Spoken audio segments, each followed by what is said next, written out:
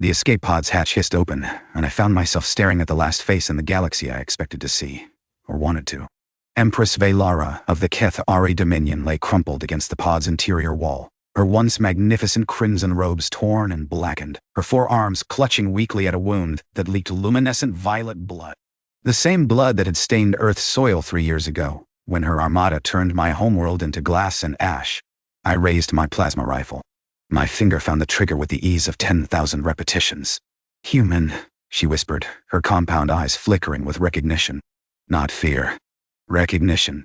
"You are Sergeant Marcus Cole, survivor of the Chicago offensive, and you're the monster who ordered it." My voice came out flat, dead, the way it had been since I watched 17 million people, including everyone I'd ever loved, burn in emerald fire. Funny how the universe works. Her ship, the Eternal Dominion, drifted in pieces around us. My salvage vessel, the last Regretta, had picked up her pod's distress beacon purely by accident. I'd been hunting Keth'ari stragglers in the Outer Rim, collecting bounties and pretending it felt like justice. "Then kill me," Veylara said. She closed her eyes, all 6 of them, and let her arms fall to her sides. "I will not beg. I have never begged. I should have pulled the trigger." Every synapse in my brain screamed to do it. 3 years of nightmares, of waking up tasting smoke, of seeing my daughter's face in every fire, all of it demanded this moment. But something stopped me. Maybe it was the way she looked so small, curled up in that pod. The propaganda vids always showed her as a towering figure of conquest, draped in the skulls of her enemies. Here, she was just broken, bleeding, alone. "What happened to your fleet?" I asked instead. Her eyes opened slowly. Confusion flickered across her alien features. "You do not fire?" "I asked you a question. The collective happened." She coughed, and more violet blood spattered the deck. "My own people. They decided my policies were insufficient, not cruel enough." Can you imagine? A sound escaped her that might have been a laugh. "I burned worlds, and they found me too merciful. You're telling me you got overthrown for being too soft. I am telling you that the Keth'ari Collective now seeks the extinction of every species that is not Keth'ari, including yours. They used the war I started as a template, but they have improved upon my methods." Her voice cracked. "They destroyed 3 of our own colony worlds because they showed sympathy for human prisoners. 40 billion Keth'ari, dead. By Keth'ari hands dort." I lowered my rifle by an inch. Just an inch. Why should I care? "Your people killed 8 billion of mine. Because they will kill the rest." She met my gaze with something that looked almost like desperation. "And then they will kill every other species, one by one, until only the collective remains. I know their plans. I know their weaknesses. I know how to stop them. And you want to trade that information for your life." "I want to trade it for revenge." The word came out like poison, like prayer. "They took everything from me. My throne. My people. My daughters." Her voice broke. She looked away. "They executed my daughters in front of me before they put me in that pod. Said they wanted me to drift until I starved. Wanted me to know I had lost everything." The last Regretti shuddered as its autopilot matched velocity with a larger piece of debris. Warning lights flickered across my HUD. We didn't have long before collective patrols came to verify the kill. I thought about my daughter. About the last time I'd seen her, waving from the window as I shipped out. About how I'd never gotten to say goodbye. "You killed my world," I said quietly. "Yes, you killed my family. Yes, I should hate you more than I've ever hated anything. Yes." I reached out and grabbed her arm, hauling her upright. She gasped in pain but didn't resist as I dragged her toward the airlock connecting our vessels. "What are you doing?" she demanded. "I don't know. I truly didn't. But if what you're saying is true, if there's something worse than you coming for what's left of humanity, then I need you alive long enough to tell me how to stop it. You would work with me? After everything? I'd work with the devil himself if it meant saving what's left." I pulled her through the airlock, and the wildest regrets artificial gravity took hold. She stumbled, and I caught her without thinking. "Don't mistake this for mercy, Empress. Don't mistake it for forgiveness. This is survival, nothing more." She looked up at me. She was shorter than I'd expected, barely reaching my shoulder, and something unreadable passed across her face. "You are not what I expected, Marcus Cole. Neither are you." I guided her toward the med bay. "Now let's patch you up before you bleed out on my deck." You can start repaying Earth's blood debt by telling me everything you know. And then we'll see. 2 weeks. That's how long it took for her to be able to walk without assistance. I'd set up a cot in the cargo bay, keeping her as far from the cockpit and weapons systems as possible. Not that she tried anything. She spent most of those first days sleeping, healing and staring at the wall with an expression I eventually recognized. I'd worn it myself for months after Chicago. You need to eat, I said, setting a tray of nutrient paste beside her cot. Standard military rations, nothing fancy, but it was compatible with Keth'ari biology. I'd checked. I am not hungry. I don't care. Eat anyway. She turned her head slowly, fixing me with those compound eyes. In the low light of the cargo bay, they reflected like shattered rubies. You have extracted all useful intelligence from me. You know the Collective's command structure, their fleet positions, their weapons capabilities. You no longer need me alive. Maybe I just don't want a corpse stinking up my ship. Lied. I sat down on a cargo crate, running a hand through hair that had grown too long. Fine. I don't know why. Maybe because dead empresses can't answer follow-up questions. Maybe because watching you starve yourself to death feels too easy. You don't get to escape this by fading away. Escape? She sat up, and I saw anger spark in her eyes for the first time. You think death would be escape? Death would be mercy. Death would be reunion with my daughters, with my honor, with everything the Collective stole from me. Every moment I breathe is a moment I must remember their faces as the execution beams. She stopped. Looked away. You know nothing of escape, human. I know plenty. I picked up the tray and held it out again. I know that every night since Chicago, I dream about walking into a fire and not walking out. I know that I've loaded my sidearm and put it to my temple 6 times in the past 3 years. I know exactly what that kind of escape looks like. She stared at me. The anger faded into something else. Why did you not pull the trigger? Because dying felt like letting them win. Whoever them was, your generals, the universe, whatever. I decided that the best revenge was living long enough to make someone pay. I pushed the tray into her hands. So eat. Because you don't get to die until the Collective pays for what they did to your daughters. And to my world. And to everyone else they're going to burn if we don't stop them. Slowly she took the tray. Slowly, she began to eat. You are a strange creature, Marcus Cole. I've been told. The first real test came a week later. We'd been traveling through the Kellis Nebula, using its radiation interference to mask our signature from Collective sensors. But a Keth'ari patrol found us anyway. 3 interceptors, sleek and deadly, their weapons already charging. They are hailing us, Veylara said from the co-pilot's seat. I'd let her sit there after she'd demonstrated a useful ability to read Keth'ari military codes. They demand we surrender for inspection. Can they identify you? Not yet. But if they board us, they won't. I threw the Elis Regretta into a hard roll, diving toward the denser part of the nebula. Plasma fire streaked past our hull. Hold on. What are you doing? Something stupid. The Kellis Nebula was filled with electromagnetic pockets that could fry a ship's systems if you flew through them wrong. I'd mapped some of them on previous runs, memorizing their positions. The Collective pilots wouldn't know them. Marcus, the radiation levels, I know. I pulled us through a gap between 2 crackling energy formations, close enough that the hull sparked. Behind us, one of the interceptors tried to follow and flew straight into a pocket. Its systems overloaded, and it spun out of control. 1 down, I muttered. 2 to go. They are splitting up, trying to flank us. Then let's give them something to think about.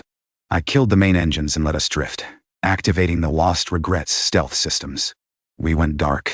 For 30 seconds, nothing moved. The 2 remaining interceptors circled, scanning.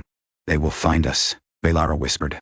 Their sensors are calibrated for human ships, not one running on a Keth'ari power signature. I allowed myself a small smile. I salvaged that reactor from one of your destroyers 6 months ago. As far as they're concerned, we look like debris. You modified your ship with our technology? Know your enemy. I watched the interceptors drift closer to each other, confused. That's lesson 1. What is lesson 2? Strike when they're not expecting it. I hit the engines and fired every weapon I had. The first interceptor exploded before its pilot knew what happened. The second managed to get off a shot that grazed our hull, but Veylara, without hesitation, reached over and adjusted our shield harmonics, deflecting the blast. I finished it with a missile to the engine core. As debris scattered around us, I turned to look at her. She was breathing hard, her hands still on the console. You helped me. They would have killed us both. They were your people. The Collective are not my people. Her voice was ice. My people died when the old Dominion fell. What wears their faces now is something else. Something I helped create, and something I will help destroy. I held her gaze for a long moment. Then I nodded. All right. Let's talk about how we're going to do that. Over the following weeks, something shifted between us. It wasn't trust. Not exactly. But it was something adjacent to it. A recognition, maybe. Two broken people who'd lost everything, thrown together by a universe with a cruel sense of humor. She told me about the Keth'ari before the Collective. About art and philosophy. About their tradition of bonding pairs who fought together. Lived together, died together. About how the Warhawks had twisted that tradition into something militaristic, something about conquest and subjugation. I was not always a conqueror, she said one night, as we drifted through empty space. When I was young, I wanted to be a scholar. To study other species, to understand them. But my family was of the warrior caste, and the warrior caste does not produce scholars. So you became a soldier. I became what I was told to become. And I was very, very good at it. She stared out the viewport at the stars. By the time I realized what I had become, it was too late. I had too much blood on my hands to claim innocence. So I told myself it was necessary. That the other species were threats. That we had to strike first or be destroyed. And Earth was strategic. Your system controlled access to 3 major transit lanes. And your species was expanding too quickly. My advisors said you would become a threat within a century. She closed her eyes. I told myself I was protecting my people. I told myself the deaths were necessary. I told myself many lies. Did you believe them? I wanted to. Is that not the same thing? I thought about all the Keth'ari I had killed in the past 3 years. About the way I told myself each one was justice, was righteous, was earned. About how hollow that felt when I was alone with nothing but my thoughts. No, I said finally. It's not the same thing, but it's close. She opened her eyes and looked at me. You should hate me, Marcus Cole. I do. And yet you sit here with me. You share meals with me. You fight beside me. I hate the Empress who burned my world. I'm still figuring out what I feel about the woman who's sitting in my ship, eating my food and helping me plan a war against the thing that murdered her daughters. Perhaps they are the same woman. Maybe. Maybe not. I stood up. Get some sleep. We reach the Resistance rendezvous point tomorrow, and I need you sharp. Marcus. I stopped at the door. Thank you, she said quietly. For not killing me. For giving me a reason to continue. Don't thank me yet. We've still got a war to fight. I know. But still. I nodded once, and left her there, staring at the stars. The human resistance was smaller than I'd expected. A few dozen ships, a handful of hidden bases, maybe 10,000 survivors total. The collective had been thorough. Admiral Chen met us in the hangar of Hope's Last Standing, a converted cargo hauler that served as the Resistance's mobile headquarters. She was old, gray-haired, scarred, one of the few flag officers to survive Earth's fall. Cole, she said, nodding to me. Then her eyes fixed on Veylara, and her hand moved to her sidearm. And the Butcher of Chicago, care to explain why she's breathing my air? She has intelligence on the collective. Their fleet positions, their command codes, their weaknesses. She's the reason we knew about the ambush at Proxima last month. She's the reason we needed to know about it. Chen didn't move her hand. 8 billion dead, Cole. You expect me to break bread with that? I expect you to win this war. I stepped between them. The collective has 6,000 ships. We have 43. If we're going to survive, we need every advantage we can get. Even ones we don't like.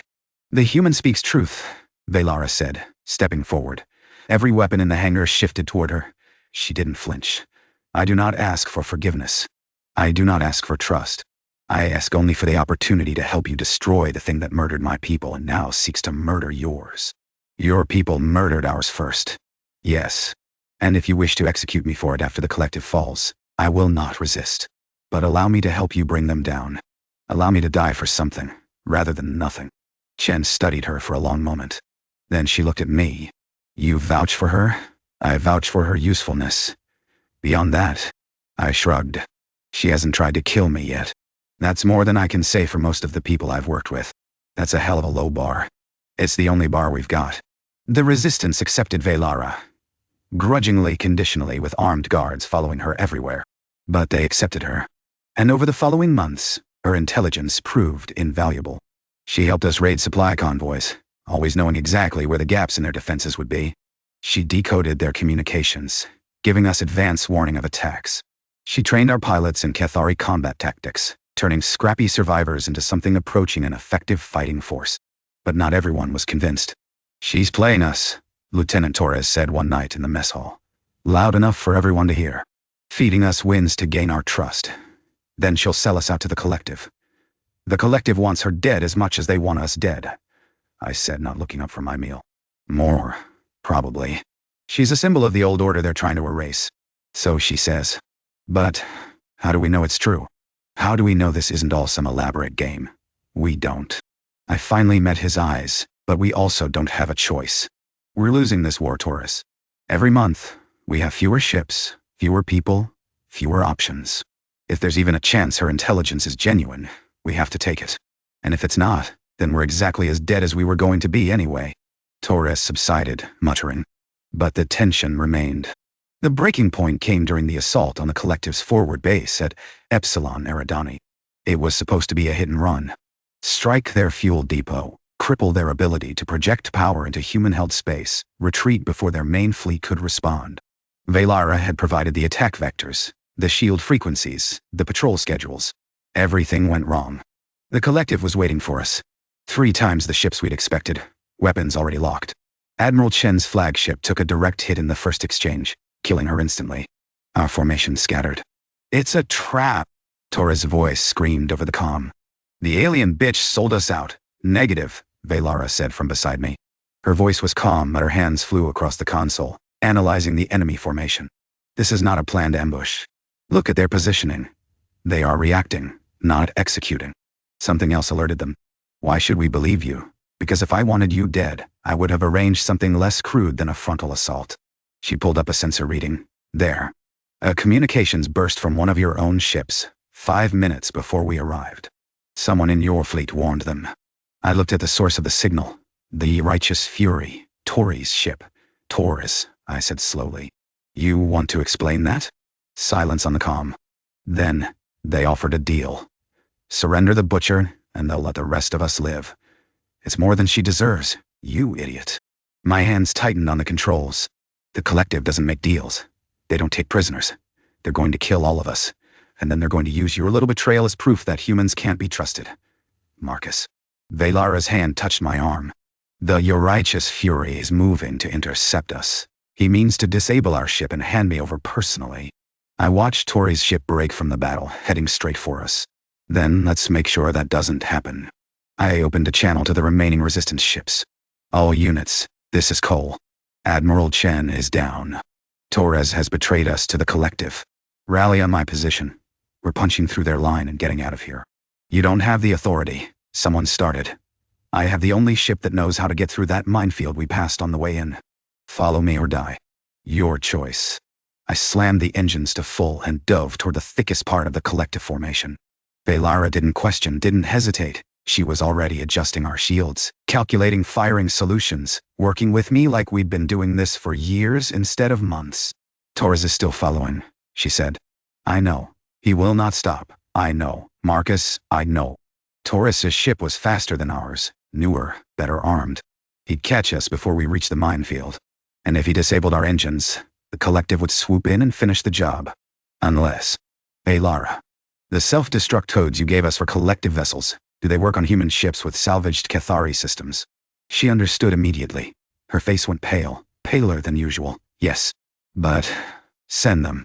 Marcus, if you destroy a ship," he chose his side. I pulled up hard, narrowly avoiding a Collective destroyer. "Send the codes." She hesitated for just a moment.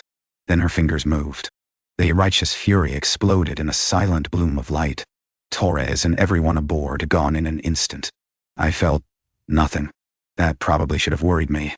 "The Collective ships are breaking off," Veylara reported. "They were not expecting us to eliminate their informant. It has disrupted their coordination. Then let's use it. All ships, follow my vector. We're going home."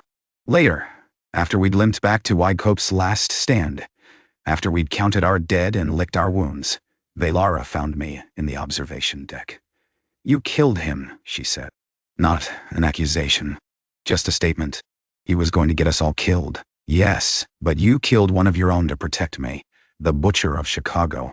She sat down beside me, close enough that I could feel the subtle heat radiating from her skin. Keth'ari ran warmer than humans. Why? Because you're not the Butcher anymore. I stared out at the stars, different stars than the ones I'd grown up under, but stars nonetheless. You haven't been for a while. I just didn't want to admit it. What am I then?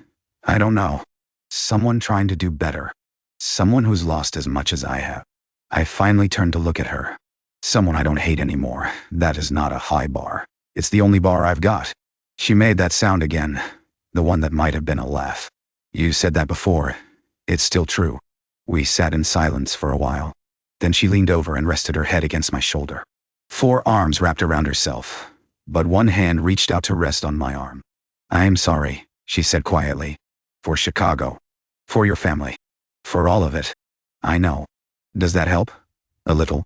Not enough. But a little. I will spend the rest of my life trying to make it enough. I didn't pull away. The final battle came 6 months later. We'd spent those months building alliances, gathering strength, turning Veylara's intelligence into a genuine strategy for victory. Other species joined us. The Keth'ari, the Volknash, the scattered remnants of a dozen worlds the collective had burned. Not a fleet, but something close to one. And at the heart of it, against all odds, a human sergeant and a deposed alien empress. The collective homeworld is defended by their entire remaining fleet, Veylara said, projecting the tactical display. 4,000 ships, orbital defense platforms, ground-based weapons. A direct assault would be suicide. Then it's a good thing we're not making a direct assault. I highlighted a section of the planet's surface. You said the collective's leadership is meeting in the capital today. Every high commander, every ruling council member, all in one place, for the victory celebration. They are declaring the war won. They're about to be very disappointed. I zoomed in on a series of tunnels beneath the city. These maintenance passages lead directly under the council chamber. One ship, one team, one well-placed warhead. You are proposing a decapitation strike. I'm proposing we cut the head off the snake and let the body thrash itself to death. I looked around the room at the assembled commanders. Without their leadership, the collective's fleet will fragment. Individual captains will fight each other for control. We won't have to beat them. We just have to let them beat themselves. And who will pilot this ship? Admiral Vectos of the Keth'ari asked. Who will fly into the heart of enemy defenses, land undetected, plant the warhead, and escape before detonation? I will, I said. As will I, Veylara added. The room went quiet. This is madness, Vectos said. The human, fine, he is expendable. But the Empress has intelligence we cannot afford to lose. The Empress has a name. Veylara's voice was steel. And the Empress has a debt to pay. This war exists because of me. If anyone should risk their life to end it, it is me. Veylara, I started. No, Marcus. We both know this is true. She turned to face me, and for the first time I saw something like peace in her eyes. I have spent a year trying to atone for what I was. This is my chance to finish it, to prove that I am more than the monster who burned your world. You don't have to prove anything. Yes, I do. She reached out and took my hand, her fingers long, delicate, warm. To you, to myself, to everyone who died because of me. I thought about all the reasons to say no. All the reasons this was a terrible idea. All the ways it could go wrong. Then I thought about Chicago. About my daughter. About the 3 years I'd spent trying to find something worth dying for. I'd found something worth living for instead. But some things are worth both. All right, I said. Together then. Together. The insertion went smoothly. Too smoothly. The Yalastragretti slipped through the collective sensor net, using codes Veylara had spent months cultivating. We landed in a maintenance bay on the outskirts of the capital, then made our way through the tunnels she'd memorized from her days as Empress.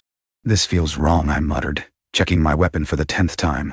You are suspicious of success. I'm suspicious of everything. A healthy attitude. She paused at an intersection, consulting her memory. Left here. The council chamber is 300 meters ahead. We moved in silence, shadows in the dark. Above us, I could hear the muffled sounds of celebration. Music, cheering, the rumble of speeches. The collective's finest, congratulating themselves on a war they hadn't won yet. Marcus. Veylara stopped suddenly, her body going rigid. What is it? We are not alone. The lights came on. A dozen collective soldiers surrounded us, weapons raised. And at their center, A Keth'ari I recognized from Veylara's briefings. High Commander Krethax, leader of the Collective's military forces. Empress Veylara, he said, his voice dripping with contempt. We wondered when you would come crawling back. The human, too. How fitting. The architect of our conquest and her pet destroyer. Together at the end. Krethax. Veylara's voice was steady. I see you have risen in my absence. Tell me, how many of your own people did you murder to reach that rank? Fewer than you murdered to reach yours. He gestured, and soldiers moved forward to restrain us. The council will be pleased. Your execution will be the perfect capstone to our celebration. You knew we were coming. Oh, of course. We have known for months. Your resistance is riddled with our informants. Every plan you made, every strategy you devised, we knew it all. I felt my blood run cold. Then the attack is walking into a trap, yes. Your fleet will be destroyed within the hour. And you will watch it happen before you die. They took our weapons, bound our hands, led us up from the tunnels into the council chamber itself, a vast space filled with hundreds of collective leaders, all turning to stare as we were dragged before them. The Butcher returns, Krethax announced. And she brings the human commander of the resistance, a gift for us all. Cheering, jeering. The sounds of a species celebrating its own cruelty. Veylara stood tall despite the restraints, her eyes fixed on the council. You think you have won, she said, her voice cutting through the noise. You think this is your moment of triumph. It is, fallen Empress. Your fleet dies as we speak. Your allies scatter. And you will be remembered as the fool who thought she could resist the inevitable. The inevitable. She laughed, actually laughed. You know nothing of inevitability. She looked at me. And despite everything, she smiled. Marcus. It has been an honor. Veylara. She twisted her bound hands in a particular way. And I heard a soft click. Did you think I would come here without a backup plan? She raised her voice so the entire chamber could hear. I spent a year studying your communications, your secrets, your weaknesses, and I found something very interesting in your own records. Krethax's confidence flickered. What are you talking about? The Collective's control codes. The ones that operate your orbital defense platforms. The ones that you were so careful to protect. She smiled wider. The ones I transmitted to the Resistance fleet 3 hours ago. The ceiling exploded. Debris rained down as the Resistance fleet, not destroyed, not scattered, but hiding in the planet's shadow, opened fire on the platforms. The council chamber descended into chaos. I broke free of my guards in the confusion, grabbed Veylara, and ran. You lied to them, I panted, as we sprinted through collapsing corridors. I learned from the best. The attack on our fleet, a diversion. The real fleet was never where they thought it was. She pulled me around a corner as another explosion shook the building. I had to make Krethax believe he had won. He had to bring us here, to the council, to the one place where all of them would be gathered. The warhead was never in our ship. She pointed upward. It was in orbit, in a cargo container marked as debris, waiting for the orbital platforms to fall. I understood. You're going to end this, yes. She stopped running.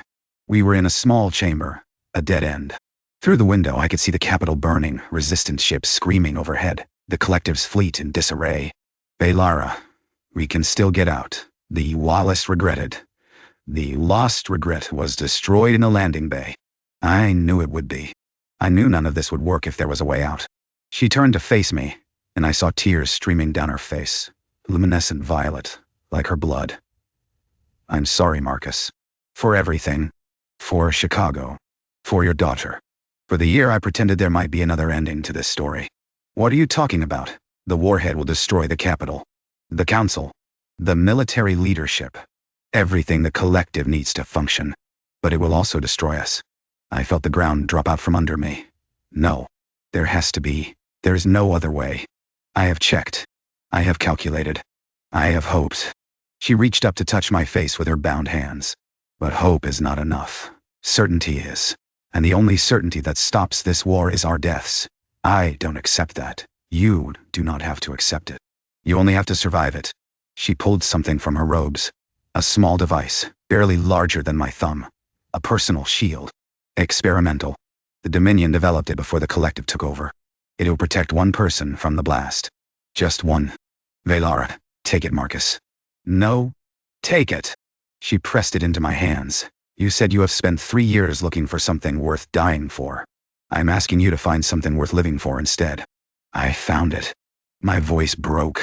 I found it, and she's standing right in front of me telling me to let her die. Then you understand why I have to do this. She stepped back. I burned your world, Marcus Cole. I took everything from you. Let me give something back. Let me give you a future. I don't want a future without... Yes, you do. You just do not know it yet. She smiled. Sad, beautiful, broken. Rebuild. Find others who survived.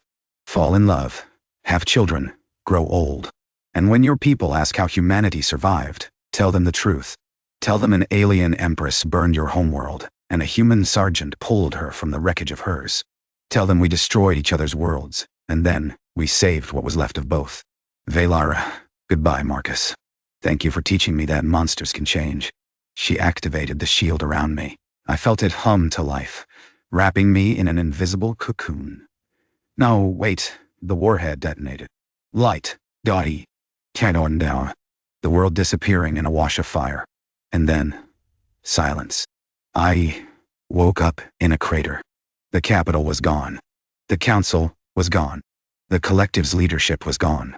Above me, the resistance fleet was mopping up what remained of the enemy forces. Ships surrendering. Captains fleeing. The war ending not with a bang, but with a whimper. Veylara was gone too. I found a piece of her robe in the rubble. Crimson, blackened at the edges. I held it for a long time. The war ended 3 weeks later. Without leadership, the collective fragmented exactly as she'd predicted. Some factions surrendered. Others fled to distant stars. A few kept fighting, but they were remnants, nothing more. Humanity survived. Not all of us. Never all of us, but enough. Enough to rebuild. Enough to remember. I gave her eulogy at the memorial service. Stood in front of thousands of humans and aliens who had once wanted her dead, and told them the truth. She burned my world, I said. She killed my family. She was responsible for more death than I can comprehend. And in the end, she gave everything she had to make sure that death meant something. To make sure the people who came after her, her people, my people, all people, had a chance to be better than she was. I looked down at the piece of crimson robe in my hands. She asked me to rebuild. To fall in love, have children, grow old. To tell the story of what happened here. So that's what I'm going to do. Because that's what she saved. Not just humanity. Not just the Alliance. She saved the possibility of a future. A future where enemies can become allies. Where monsters can become heroes. Where the people who burn our worlds can also be the ones who pull us from the wreckage. I folded the cloth and placed it on the memorial stone. Her name was Veylara. She was an empress, and a conqueror, and a murderer. She was also my partner, and my friend. And the woman who taught me that forgiveness isn't about forgetting. It's about choosing to build something new from the ashes of what was destroyed. I stepped back from the podium. I pulled her from the wreckage of her world. She gave me a reason to rebuild mine. That's the story. That's the truth. And that's what I'll spend the rest of my life making sure was worth it. Years passed. I did what she asked. Rebuilt. Fell in love with a fierce pilot named Yuki, who had lost her own family at New Shanghai. Had children. Grew old. And every night, before I slept, I looked up at the stars and remembered. The monster who became a hero. The enemy who became a friend. The empress who burned my homeworld and gave her life so I could see another sunrise. I never forgot. I never forgave. But I understood. And in the end, understanding was enough.